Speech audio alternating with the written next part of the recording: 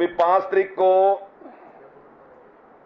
जो टैब बांटने की एक बहुत महत्वाकांक्षी योजना थी और जिसपे हमारा काफी लंबे टाइम से हम उसका प्रयासरत थे, तो वो पूरी होने जा रही है और एमडी यूनिवर्सिटी रोहतक में माननीय मुख्यमंत्री जी इसका शुभारंभ करेंगे।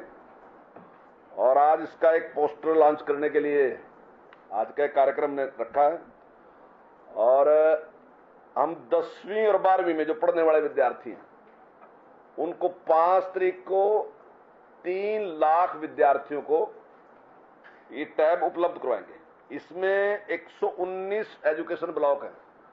प्रत्येक एजुकेशन ब्लॉक में हम एक साथ ही उसका मैं डाटा भी आपको दे दूंगा, किस किस में कितने कितने हम जिला अनुसार वो देने वाले हैं, तो वो उपलब्ध कराएंगे।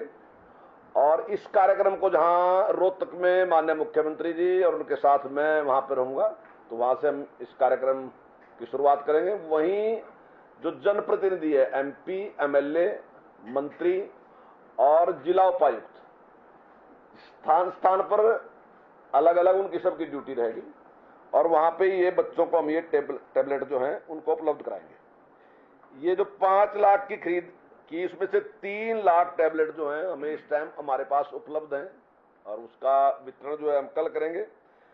11वीं कक्षा के जो बच्चे हैं उनको हम बाद में करेंगे, क्योंकि 11वीं कक्षा में अभी तक बच्चे आए नहीं, 10वीं का रिजल्ट आने के बाद ही 11वीं में आएंगे और उसकी संख्या का भी पूरा अनुमान नहीं। जैसे जैसे वो संख्या आएगी तो उसके हिसाब से अगर और भी जरूरत पड़ेगी तो हम नई खरीद भी कर सकते हैं और खरीद करके उन बच्चों को उपलब्ध कराएंगे। पूरे देश में ये इस प्रकार की पहली पहल है।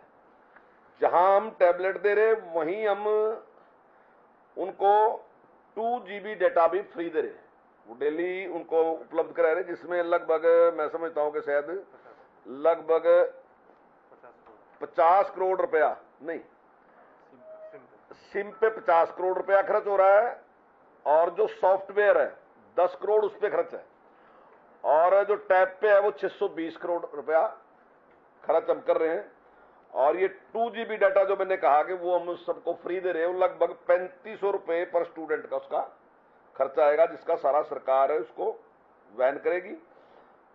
और बच्चों की पढ़ाई के लिए ताकि अच्छा माहौल बन सके और नई टेक्नोलॉजी जिसकी जरूरत है, जो जिनके पास सुविधा है वो जिनके पास है, लेकिन जो अभावग्रस्त हैं लोग, जिनके पास इतने साधन नहीं है लेकिन उनके पास इंटेलिजेंसी है पूरी पूरी, तो ऐसे जो बच्चे हैं उनको सबको उपलब्ध करें। हम सरकारी स्कूल में जो 10वीं, 11वीं और 12वीं, उसमें कोई कैटेगरी नहीं है, वो सारे के सारे बच्चों को इस प्रकार से टैबलेट उपलब्ध कराएंगे। और मैं समझता हूं इसके परिणाम जो आने वाले समय में वो बहुत ही अच्छे रहेंगे, ऐसा मेरा मानना है। और इसके साथ ही मैं एक बात, इसके साथ ही हम टीचरों को भी कितने 33,000 टीचर है हमारे पीजीटी, उन टीचरों को भी हम टैबलेट उपलब्ध करें।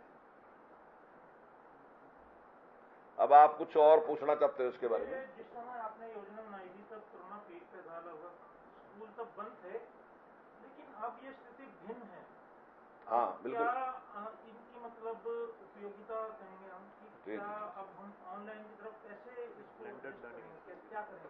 देखिए, बिल्कुल आपकी बात सही है। उस समय कोरोना था और कहीं कहीं इस प्रकार का प्रयोग भी हुआ कि कहीं मोबाइल भी दिए गए, कुछ और भी दिए गए।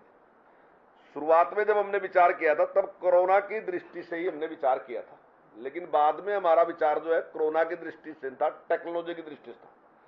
हम कोरोना के लिए अब ये टैबलेट नहीं दे रहे, हम लगातार ये टैबलेट देंगे।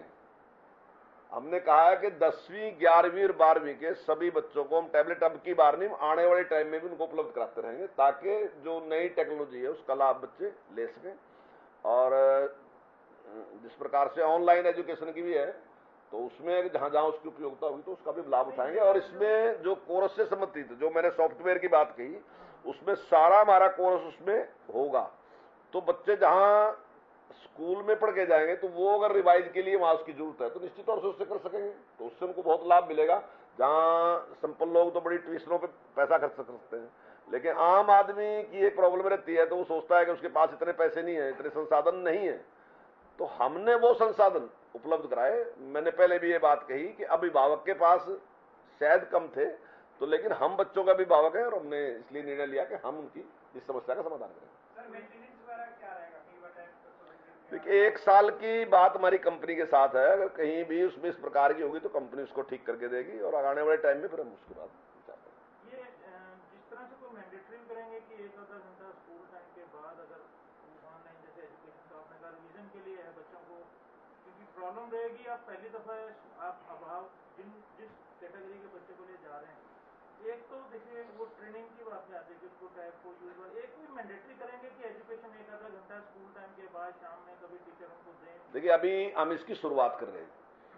इसकी कैसी कैसी जरूरत है वो निश्चित तौर से जैसे हम शुरू करेंगे तो उसके बाद वो जरूरतें हमारे सामने आएंगी और बच्चे वो बात हमारे सामने रखेंगे।